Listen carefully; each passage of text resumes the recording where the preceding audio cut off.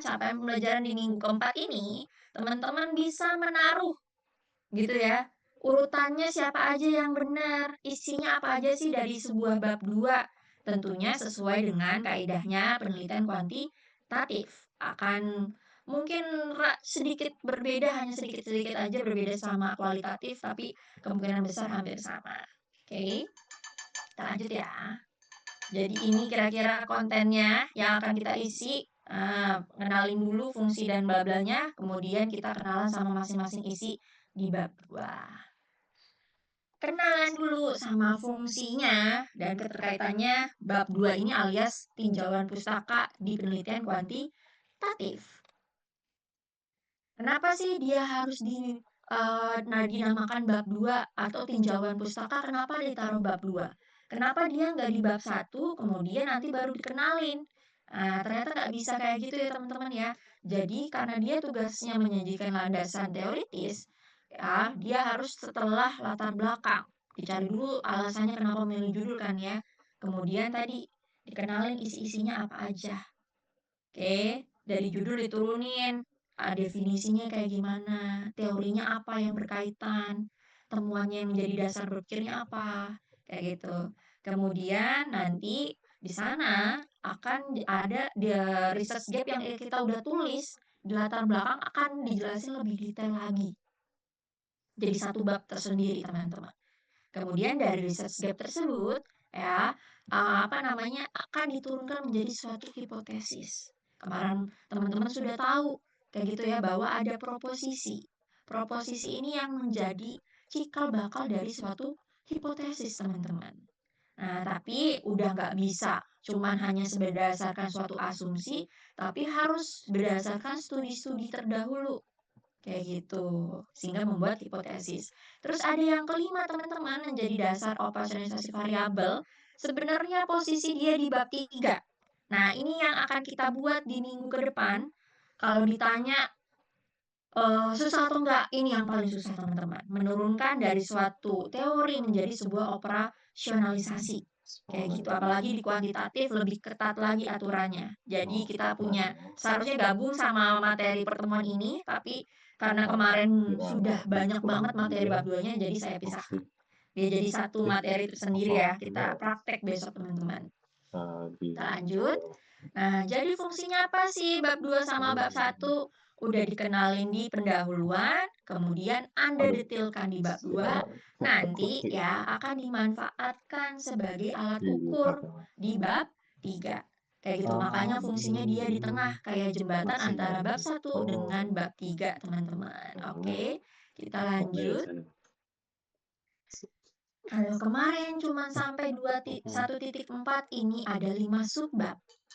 Dimulai dari pengenalan teori dan konsep, ada penelitian terdahulunya yang udah Anda buat di outline kayak gitu ya, atau Anda update outline-nya. Kemudian nanti kita bikin kerangka pemikirannya, harusnya di outline juga ada. Tapi kerangka pemikiran di sini lebih detail lagi. Kita masuk pernyataan hipotesis dan terakhir ditutup dengan hipotesis penelitian tersebut. Itu ya teman-teman ya. Kita lanjut dulu. Nah, boleh di-scan teman-teman. Di sini ada contoh bab 2-nya, saya juga mau scan biar bisa. Silahkan teman-teman di-scan dulu.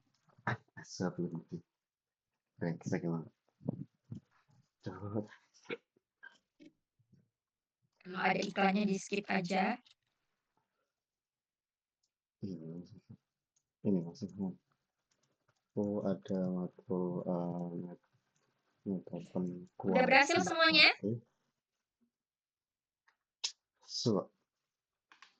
Kalau ada yang kesulitan mungkin yang udah berhasil boleh naruh di grup biar bisa dibaca sama yang lain.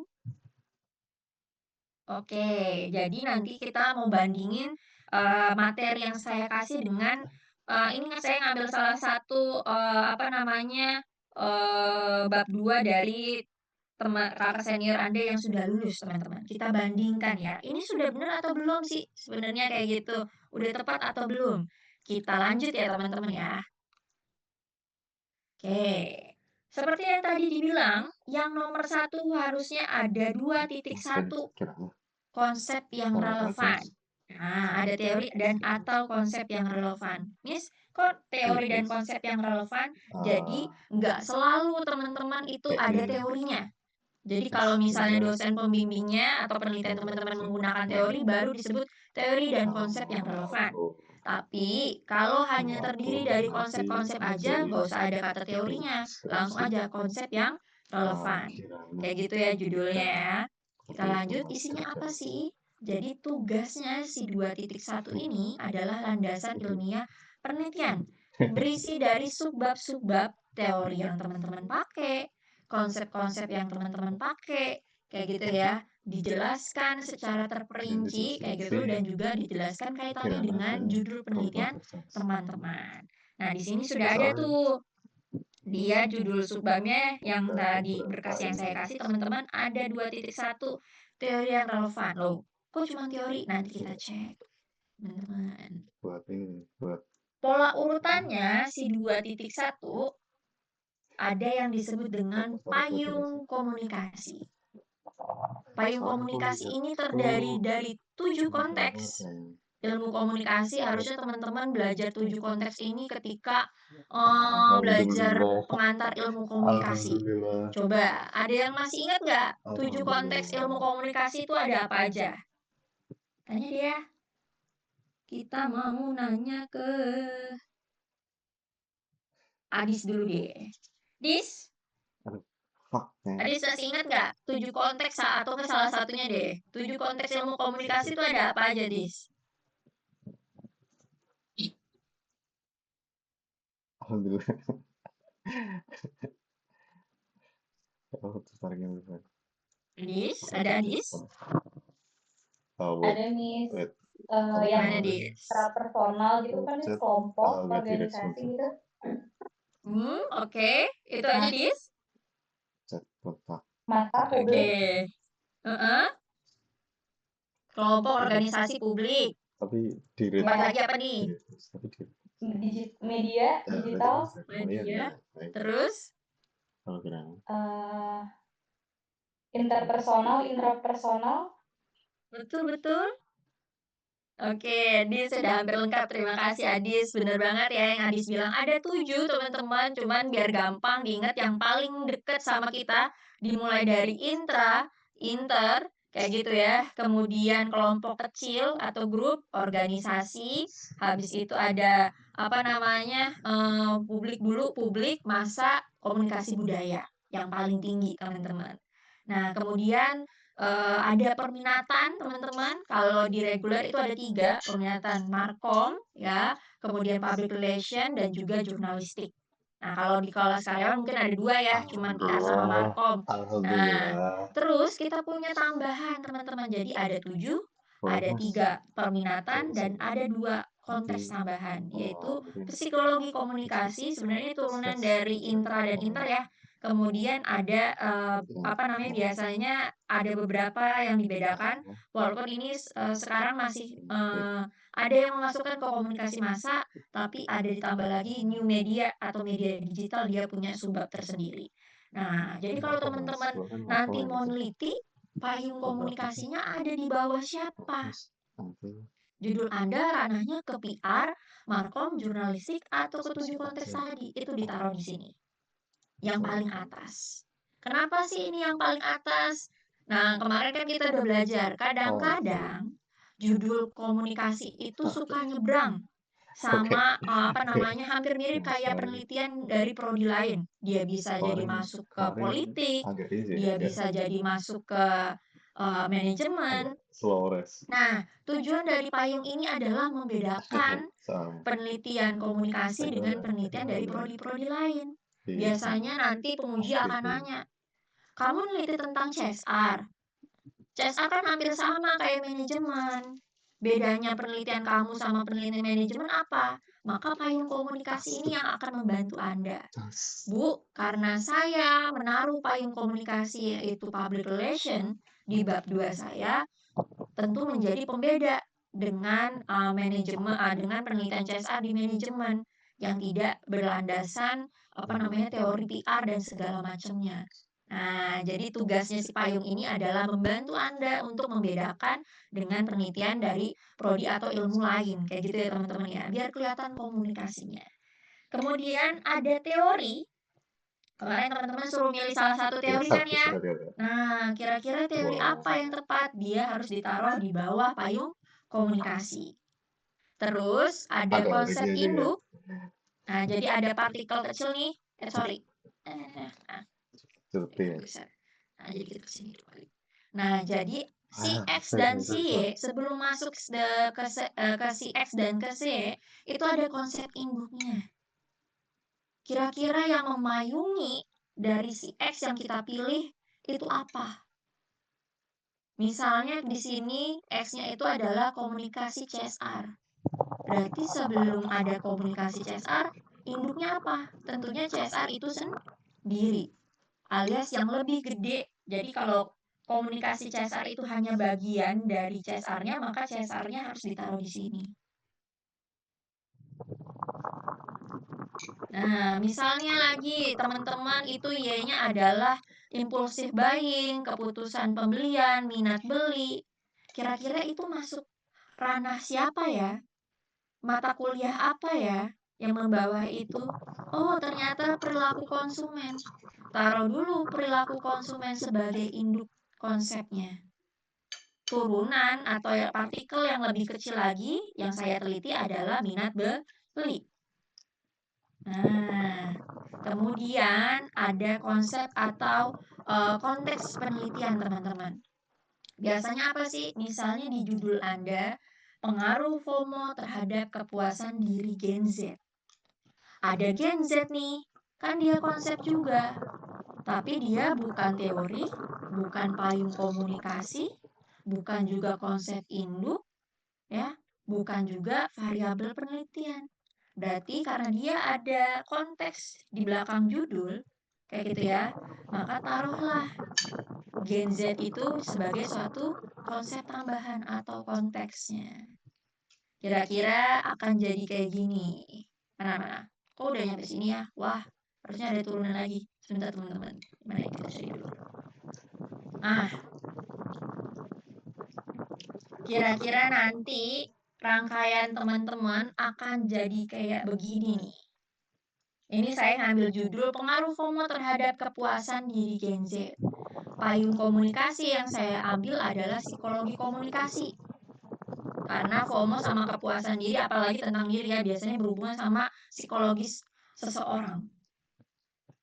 Karena berhubungan dengan media sosial, ya ada ininya kayak gitu ya, bagaimana orang menggunakan media sosial, maka saya menggunakan teorinya adalah si UGT. Kemudian karena variabel X saya adalah FOMO, apa sih yang membuat FOMO itu bisa lahir? Ternyata ada, ini tuh belong. Merasa pengen diakuin, merasa pengen memiliki, kayak gitu ya. Nah, itu jadi dasar lahirnya suatu FOMO. Kemudian ada kepuasan diri. Sebelum muncul turunan kepuasan diri, kira-kira konsep induknya apa yang paling besar? Yaitu diri itu sendiri. Ada konsep diri di atasnya. Lanjut lagi, karena penelitian FOMO dan kepuasan diri ini ada di media sosial, kayak gitu ya, maka konteks pertama saya adalah media sosial, konteks kedua saya adalah si Gen Z ini. Kira-kira sudah jelas atau belum dari urutan bab 2.1 ini? Mari kita coba ya. Kita coba tanya ke Elza deh. Za, Ya, Miss. Elza kira-kira bakalan pakai payung komunikasinya apa nih?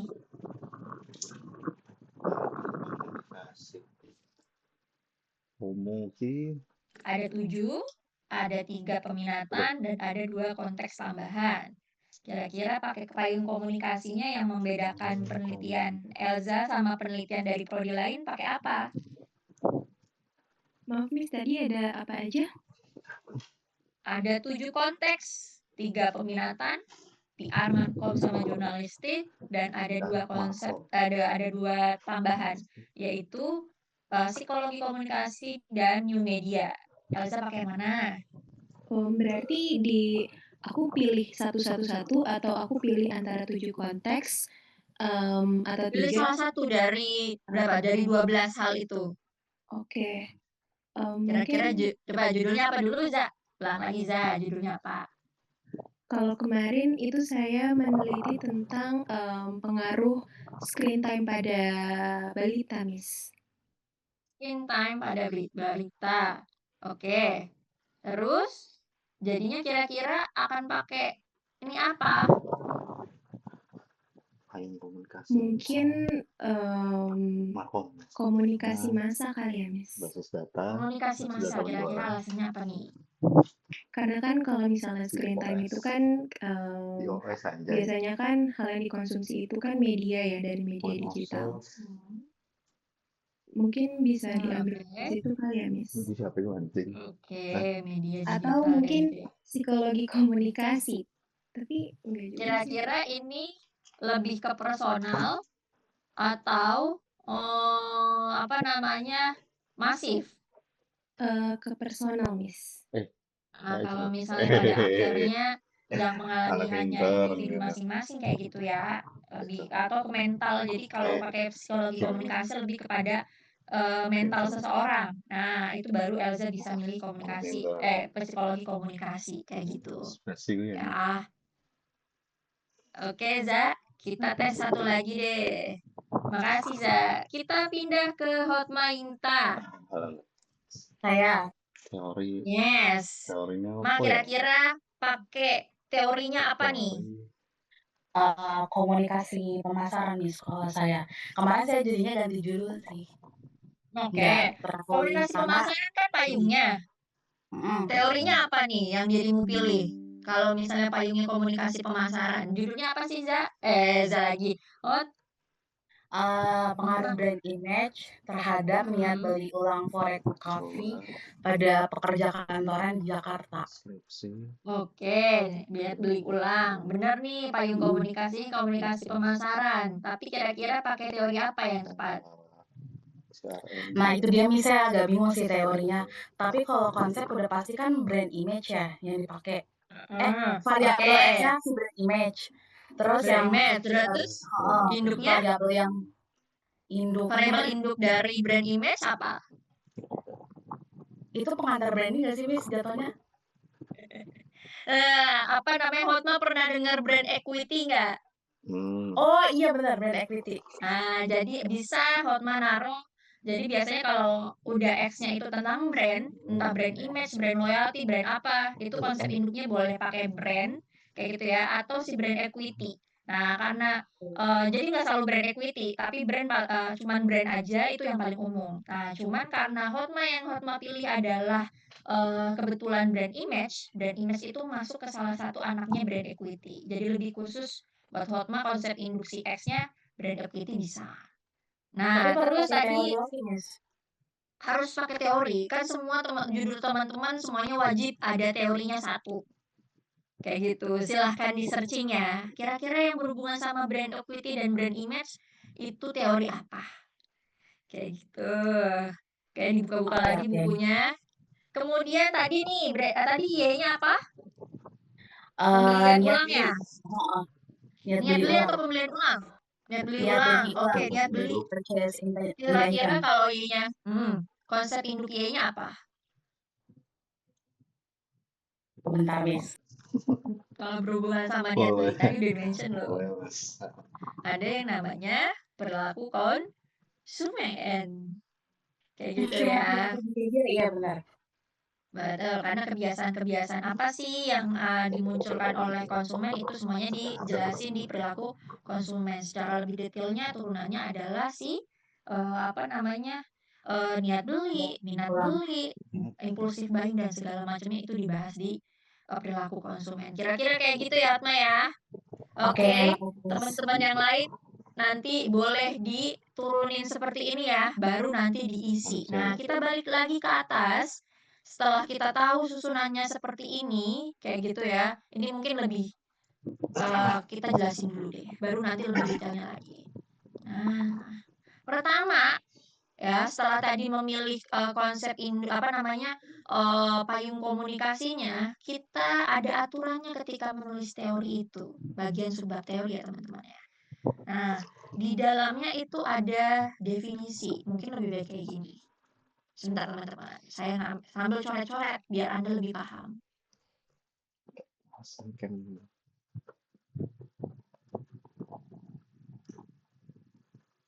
Nah, ini udah kayak bilas nih. Mudah-mudahan kelihatan ya. Mana dia? Pakai layar aja. Oh, ini dia. Screen aja deh. Oke. Gini kira-kira teman-teman. Jadi misalnya nih, ini adalah bab 2-nya teman-teman. Kelihatan nggak ya? Nggak kelihatan ya? Ini. Bab 2, tinjauan pustaka. Kemudian ada 2.1, tadi payung komunikasi, misalnya psikologi komunikasi.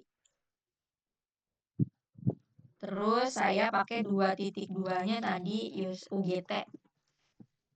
Nah, nanti selanjutnya ada lagi tadi 2.3 di bawah. Ketika Anda nulis UGT ini, kayak gitu ya, sesuai aturan yang pertama, ada definisinya.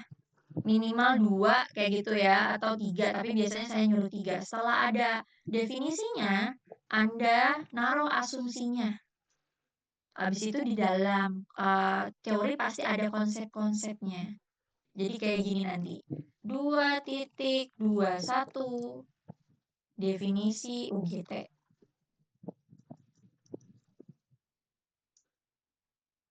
Setelah habis itu dua-duanya itu asumsi UGT. Asumsi UGT. 2.3-nya konsep utama UGT. Oke, sampai teman-teman mungkin sampai sini aja nggak apa-apa. Konsep utama UGT. Kalau teman-teman mau nambahin, sebenarnya banyak UGT punya konsep tambahan, dia juga ada relevansinya. Mungkin deh ini aja, kita loncat biar mempermudah. 224.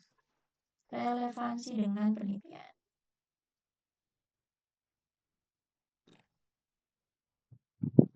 Nah, buat kita sebagai ini coba dibuka tadi artikelnya teman-teman.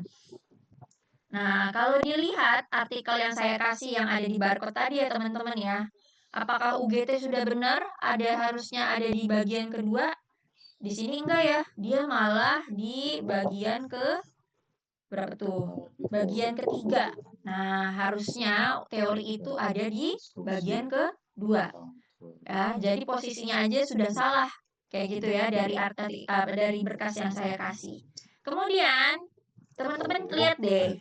Ada nggak definisinya? Definisinya ini sudah ada ya. Kayak gitu.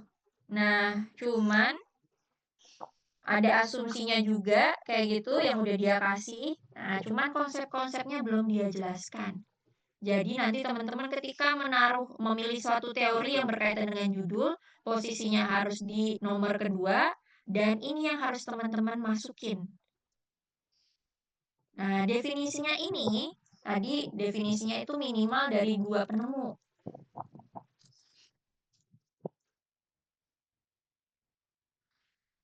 Satu penemu, satu definisi ya, dan satu definisi itu dibuat satu paragraf teman-teman. Sehingga nanti akan ada 2 paragraf definisi. Nah, ada paragraf ketiganya, itu adalah kesimpulan dari 2 definisi tersebut. Tuh, ya nanti kita lihat contohnya ya teman-teman ya. Kalau di sini sih kurang tepat ya. Nah, karena asumsinya udah ada, definisinya juga udah ada sih. Cuman itu teman-teman biar rapih, dia punya subbab tersendiri-sendiri ya teman-teman ya. Nanti asumsinya dimasukin, terus apa aja sih konsep-konsep UGT? Nah, sesuai dengan judulnya, biasanya UGT itu membahas tentang kebutuhan itu ada apa aja. Terus kepuasan itu jenisnya ada apa aja, kayak gitu. Ya, nanti tergantung konsep-konsep utama teman-teman searching dan baca buku lagi. ada konsep-konsep apa di dalam suatu teori komunikasi. Kira-kira bagian ini udah jelas belum, teman-teman? Ada pertanyaan dulu? Oke, belum tergambar ya. Kita lanjut. Nah, menulis suatu konsep dari mulai psikologi komunikasi, ya, terus nanti saya ada need to belonging. Terus ada si FOMO dan lain-lain ya. Itu kan semuanya adalah konsep, teman-teman. Nah, sistem penulisannya sama. Saya pakai contoh si psikologi komunikasi ya. Di sini. 2-1-1-nya adalah definisi psikologi komunikasi.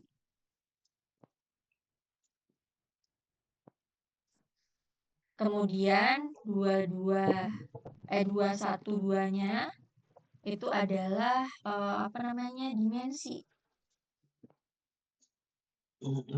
Dimensi.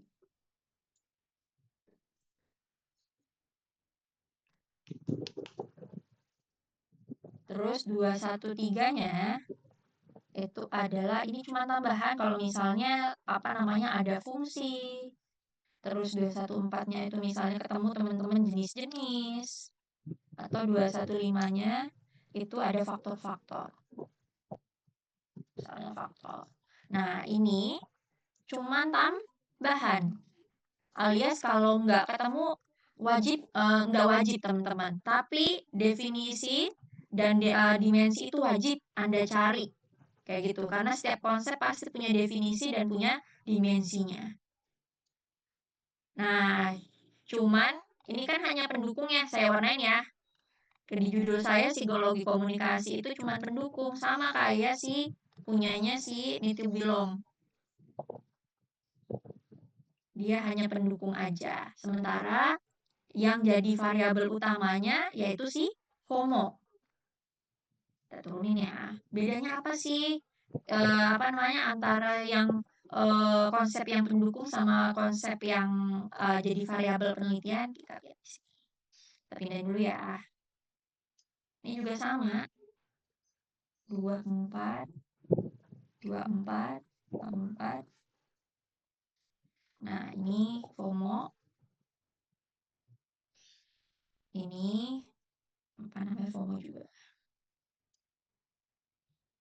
Sistem penulisan definisinya sama ya, kayak yang di sini. Cari 2 definisi dari 2 penemu berbeda, ya. Kemudian Anda kasih kesimpulannya. Nah, tapi pemilihan dimensi di penelitian ini terus dulu, bentar. Nah, pemilihan dimensi dari variabel yang diteliti itu beda sama konsep-konsep yang hanya sebagai pendukung, teman-teman. Ada aturannya. Nah, ada yang namanya dimensi yang reliable.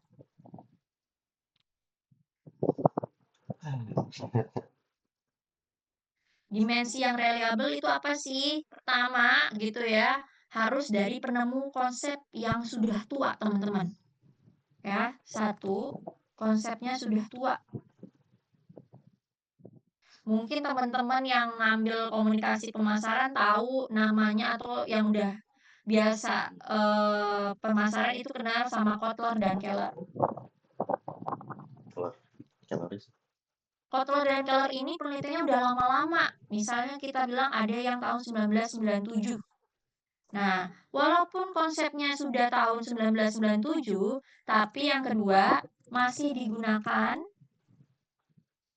dalam penelitian 10 tahun terakhir.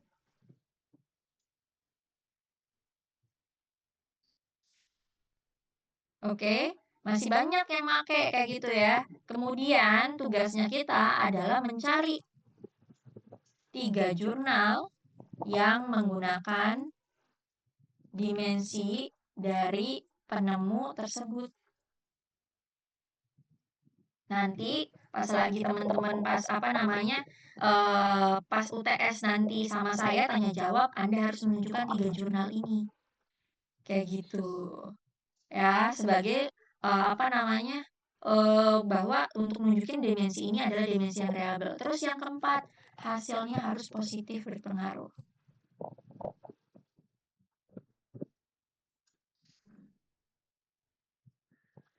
Lihat aja di abstrak, nggak usah baca semua.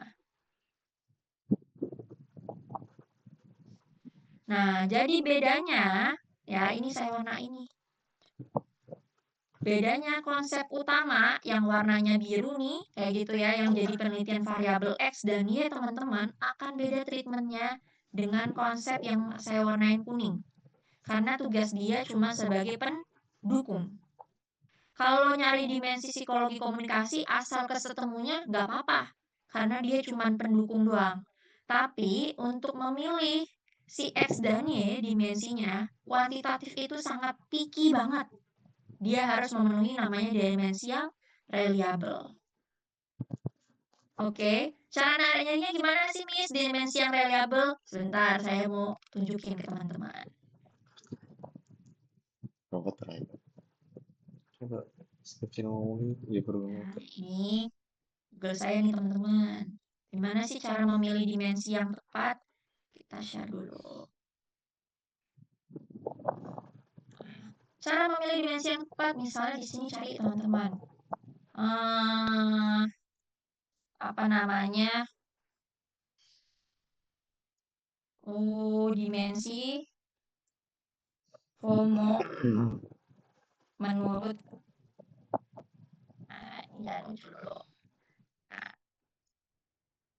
Menurut siapa? Di sini sih udah dibantuin ya. Udah yang pada kita cek ada si Pris. Nah, misalnya teman-teman nggak mau rempong lagi, kita bener nggak sih kalau yang paling banyak itu si Pris? Kalau udah ketemu nama penulisnya, nama penemunya, taruh di sini. Kemudian di bawah kan bakalan banyak paper-paper teman-teman. Nah, benar nggak ada si Prisnya ini satu, ada mention si Pris. Kemudian habis itu mana si Pris lagi? Ini ada si Pris lagi, kayak gitu. Nah, terus cek lagi. Nah, jurnal-jurnal ini Anda ada download satu-satu. Kayak gitu.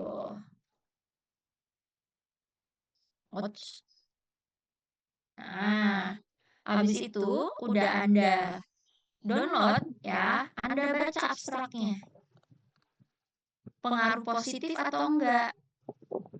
Hasil ini menunjukkan berpengaruh langsung. Oke, berarti ada pengaruhnya. Berarti bisa dibilang setelah Anda nanti cek tiga paper tadi menunjukkan pengaruh positif, Anda bisa menggunakan dimensinya menurut Pris itu untuk dimasukin untuk mengukur ini. Mana kelihatan ya? Belum di stop ini ya, belum full screen ya. Oke, jadi setelah Anda melihat bahwa tiga paper tadi, gitu ya, punyanya si Pris itu cocok, nah, Anda bisa gunakan, benar. Aduh, kayak mana mas? Berapa? Mana sih dia?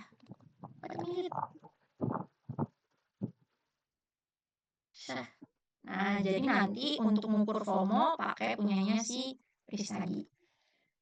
Mas, semester depan. Bla kayak gitu ya, tahun 2013. Sampai sini dulu udah paham belum teman-teman? Ada yang masih bingung nggak cara nyari dimensi yang reliable?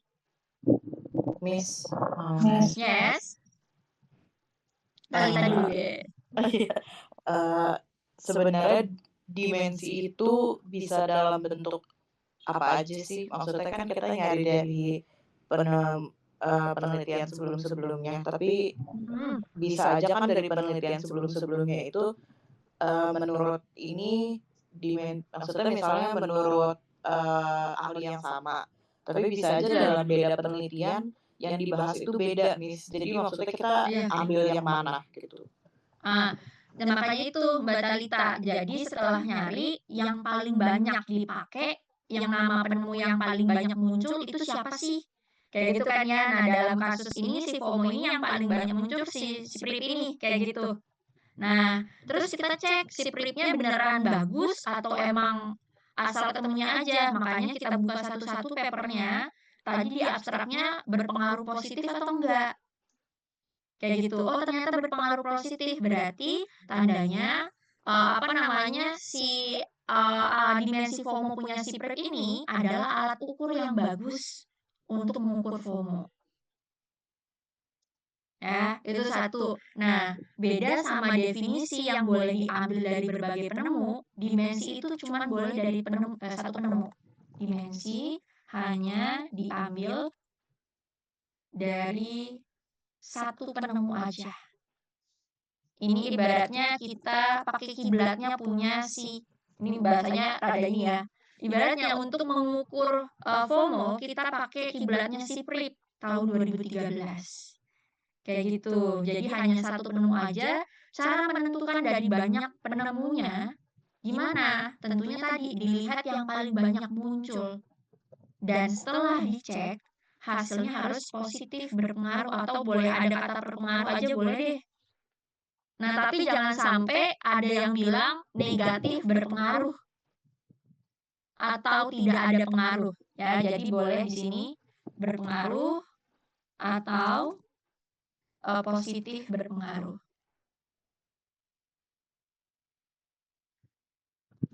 Tapi kalau misalnya hasilnya ternyata negatif berpengaruh negatif, yang nggak boleh berpengaruh negatif atau tidak ada pengaruh. Tandanya hasil penelitian dari dimensi dari penemu tersebut tidak layak digunakan. Kayak gitu teman-teman. Udah paham belum Mbak Talita? Oke, baik Miss. Berarti intinya kita nyari yang ahli yang paling banyak digunakan dan memastikan kalau misalnya yang disampaikan sama ahli ini tuh memang beneran berpengaruh gitu ya. Iya, kayak gitu. Cara memilihnya kayak gitu. Memang benar bisa dipakai gitu ya. Iya, betul sekali kayak gitu. Baik, makasih Miss. Oke, makasih Dalita. Siapa lagi tadi yang mau nanya? Ya, Miss. Oke, gimana Mbak Fatma?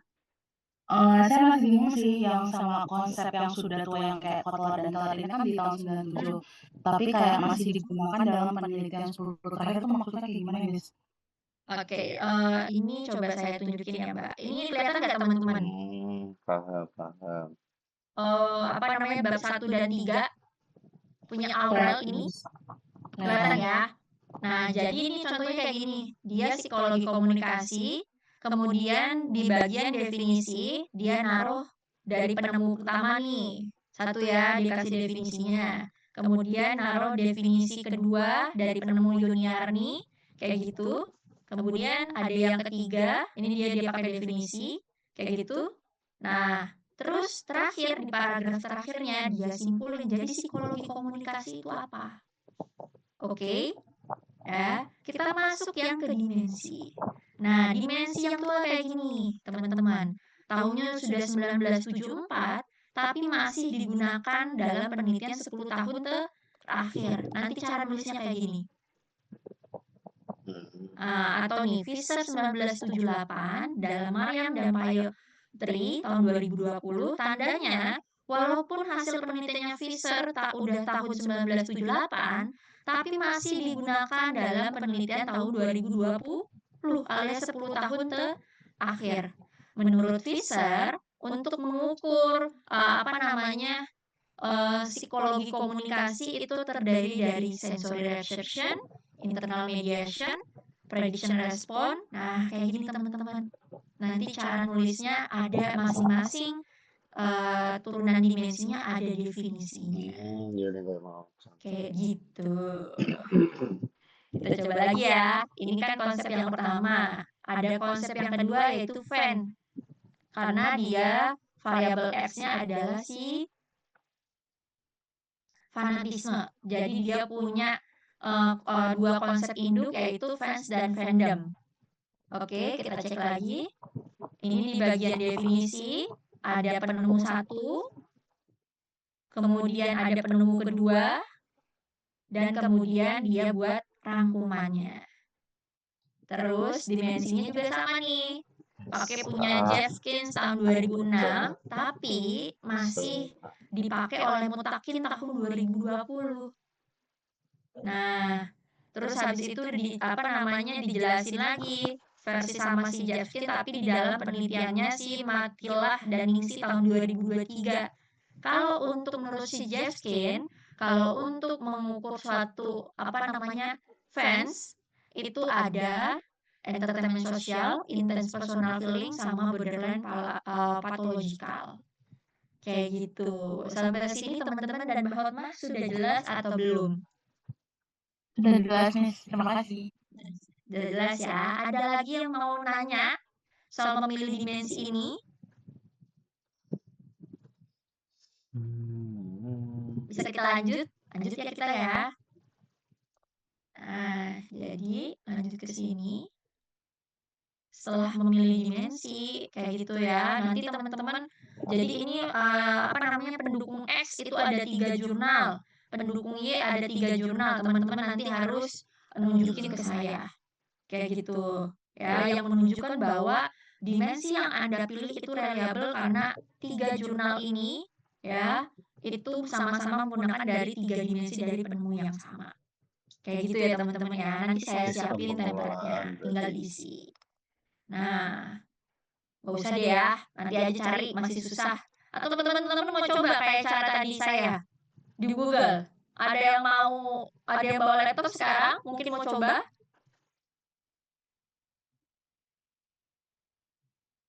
Nggak ada ya? Ya udah kita ini skip aja ya.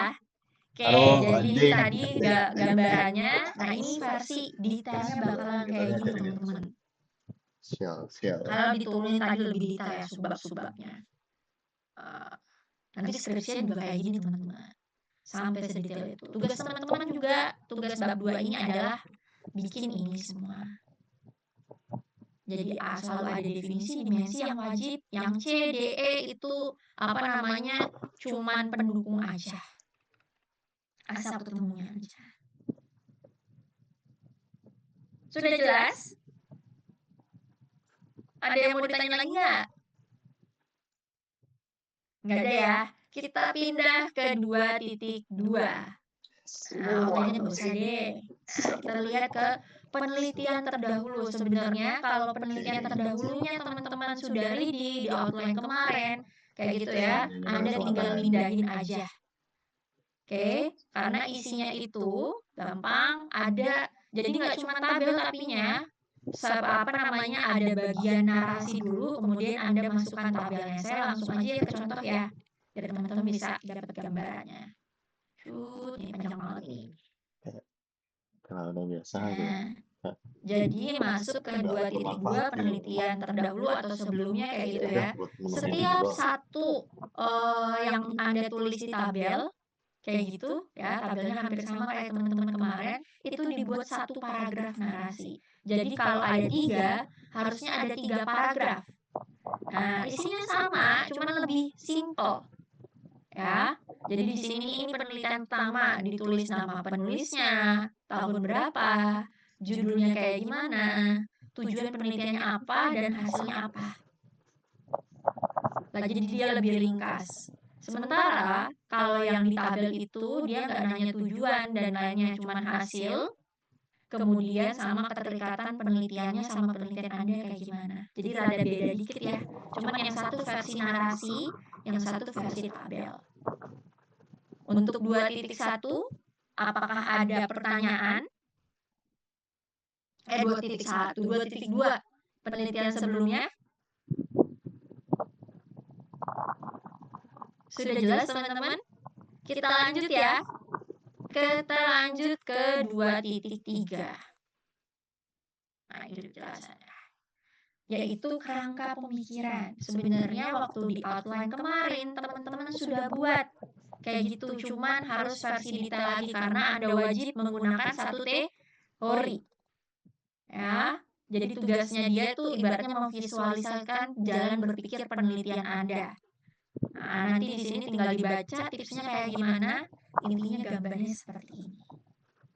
Jadi, ketika Anda sudah menulis dimensi-dimensi di 2.1, wajib Anda turunkan ke sini. Jadi nggak cuman kalau di outline kan cuman X sama Y, kayak gitu ya. Tapi karena Anda sudah menulis dimensi di 2.1, Anda turunkan anak-anaknya di sini. Jangan lupa dimasukin sumbernya.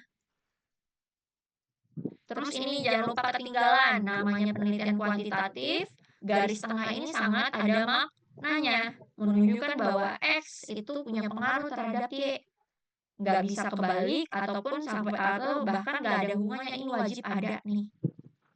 Terus, dia si X dan sama Y ini di bawah bahasan teori apa? Makanya Anda wajib memilih satu teori yang berkaitan dengan penelitian Anda. Sebutkan nama teorinya, dan sebutkan nama penemu teorinya ini. Sampai sini sudah jelas atau belum?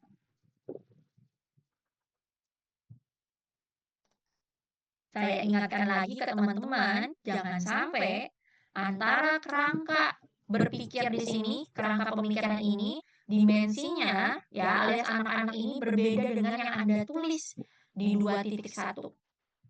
Harus selalu sama ya teman-teman ya. Jadi kalau udah memilih FOMO itu pakai punya si Pris kayak gitu kan ya, nggak boleh nanti di kerangkanya pakai punya penemu yang lain. Harus sama semua. Dan Anda harus jabarkan semua. Oke? Ini kerangkanya, 2.3-nya, kita lanjut ke 2.4. Pernyataan hipotesis. Pernyataan hipotesis itu apa sih? Cara gampangnya adalah gambar tadi di yang 2.3 Anda narasikan. Kemudian Anda kaitkan dengan hasil dengan populasi penelitian Anda. Sebenarnya gampangnya kayak gini. Ada ini belum mana sih komponennya? Ada 3 paragraf ya di sini. Sini deh. Ada strukturnya. Paragraf pertama itu karena ada teorinya. Jadi dasar teorinya apa sih yang menunjukkan bahwa si X ini punya hubungan. Yang paragraf keduanya ambil dari beberapa studi terdahulu kayak gitu ya. Di sana kan dijelasin temuan-temuan penelitiannya apa. Anda ambil 1-2 kalimat, Anda gabungkan, kemudian Anda jelaskan bahwa pada akhirnya si X dan Y itu punya hubungan atau punya pengaruh. Yang ketiga tinggal bikin pernyataan hipotesisnya. Kayak gini, paling simple. Cuma 3 paragraf, teman-teman. Berdasarkan teori uses and gratification, bla bla bla bla bla bla bla. Ambil tuh dari temuan teorinya. Kemudian ini ada penelitian si ini sama penelitian ini. Nah, hasilnya tadi, yang satu bilang negatif, yang satu misalnya bilang positif. Jadi kesimpulannya apa? Ada tulis di sini. Terakhir, gabungan dari teori dan gabungan dari penelitian ini menunjukkan kayak gimana. Dengan demikian, FOMO itu akhirnya berpengaruh negatif. Kalau versi Anda positif, negatif, atau tidak ada hubungan. Nah, silahkan dijelaskan. Ini contohnya ada nih teman-teman, tapi dia sangat panjang. Sebentar. Jadi, ini baru ya, di deskripsi yang model yang baru. Nah, kalau Sadi punyanya Aurel ini dia masih nyatu. Karena sesuai dengan yang tadi saya bilang, tugasnya dia, si pernyataan hipotesis adalah ibaratnya menarasikan gambar yang sudah dibuat. Dia jabarkan karena dia nggak pakai teori, dia gabungkan dari beberapa penelitian terdahulu untuk menunjukkan bahwa si fanatisme ini punya pengaruh terhadap agresi verbal. Hampir mirip ya kayak studi terdahulu, tapi nanti tugasnya dia adalah untuk menggambarkan si ini, hipotesis penelitian. Sekalian aja ya teman-teman ya. Jadi ada yang namanya hipotesis 0 sama hipotesis H1 atau alternatif. Yang H0 itu biasanya ditaruh di atas. Tugasnya dia adalah menjelaskan tidak terdapat pengaruh. Yang alternatif itu biasanya yang di bawah. Tugasnya dia adalah menjelaskan adanya pengaruh.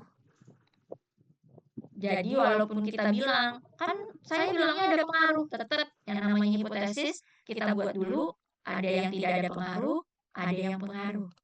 Kayak gitu. Kayaknya udah selesai nih, karena kita sampai sini sih. Oh ya, hipotesis penelitiannya. Kayak gitu.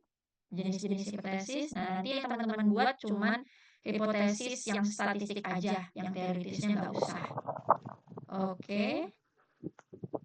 Oke deh, beres. Rangkumannya kira-kira seperti itu. Ada yang mau ditanyain dulu nggak?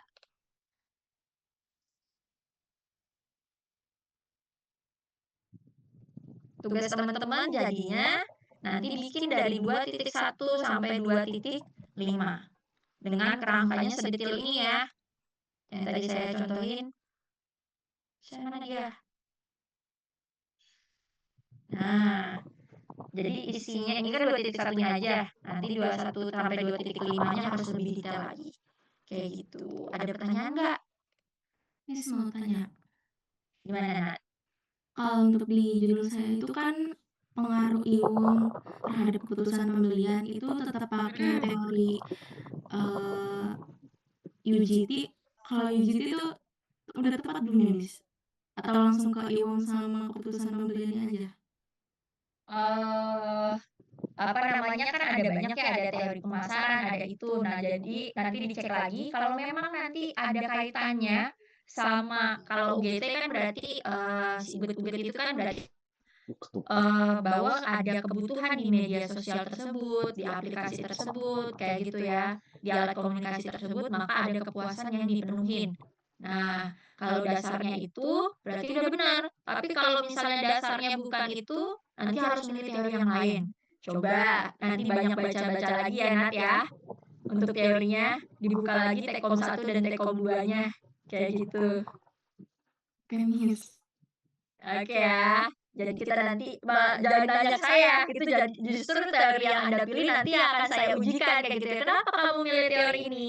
Anda harus ibaratnya kayak seminar proposal, Anda harus punya apa namanya? Asumsi sendiri, punya keputusan sendiri kayak gitu ya. Anda harus bisa menjelaskan gimana teori itu nanti bisa berkaitan sama judul penelitian Anda. Itu yang akan saya ujikan. Kayak gitu ya, Nat ya. Jadi coba nanti dibaca-baca lagi mana teori yang pas. Ada lagi yang mau nanya? Miss, saya Yes. kan ada coba baca-baca di repositori itu ya, yang Betul. punya mahasiswa sebelumnya. Nah, tapi di sana tuh yang mereka pakai penelitian kuantitatifnya, kalau misalnya yang brand image mereka tuh nggak pakai teori gitu loh, Miss. Jadi langsung masuk ke konsepnya aja kayak brand image, terus bawahnya apa namanya, variabelnya, apa, terus konsep induknya kayak si consumer behavior, terus langsung ke variabel Y-nya itu apa, niat beli ulangnya. Jadi itu nggak ada tuh yang teori yang tadi itu gimana, Miss? Nah, itu tugasnya. Apa namanya? Silakan boleh. Silakan aja dimanfaatkan. Saya nggak membatasi Anda berkonsultasi dengan AI kayak gitu ya. Nanti judulnya dibawa, tanya ke AI kayak gitu. Kira-kira ada teori apa aja nih yang pas? Nggak apa-apa loh. Jadi teman-teman saya nggak mau membatasi Anda jadi awas dengan teknologi. Tapi itu tadi ada batasannya. Nyari, minta rekomendasi kayak gitu ya. Tanya pakai teori apa itu boleh. Nah, cuman untuk penulisan, kalau untuk analisis Anda nggak boleh pakai ChatGPT.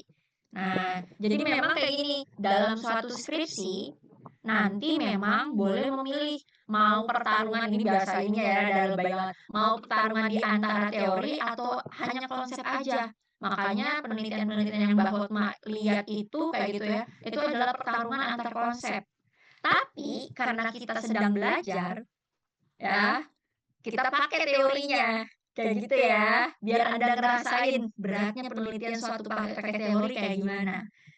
Yang makanya tujuan mata kuliah ini nanti Anda semakin bijak ketika nanti Anda skripsian. Saya mau pakai teori atau hanya konsep aja ya. Karena egonya mahasiswa tuh tinggi banget. Ya, kalau Anda nggak ngerasain dulu, Anda sok-sokan lagi nanti pakai teori. Nah, jadi sekarang kita coba pertandingan yang paling susah, yaitu pertandingan antar konsep. Jadi antar teori. Jadi pakai teorinya ya, walaupun di repositori banyak yang nggak pakai. Dicari versi teman-teman. Itu apa? Oke. Oke. Boleh, Miss. Ya, Mbak Una ya. PR dikit ya, teman-teman yang lainnya, biar dirasain dulu. Oke. Kalau ada lagi yang mau nanya nggak? Beneran ini udah jelas. Kalau nggak ada, next week-nya yang tadi saya bilang, kita bakalan latihan. Jadi wajib ya Anda harus nyelesain bab ini, karena kalau misalnya ini nggak selesai, Anda nggak bisa lanjut ke tugas berikutnya.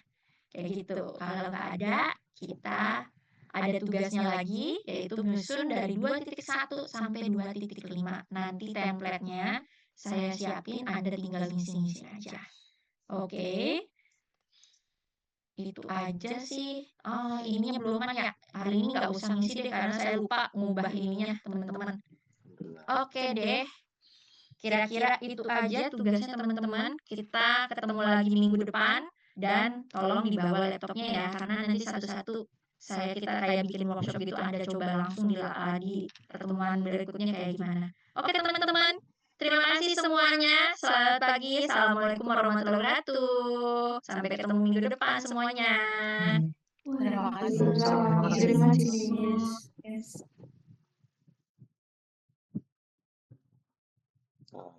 Mana?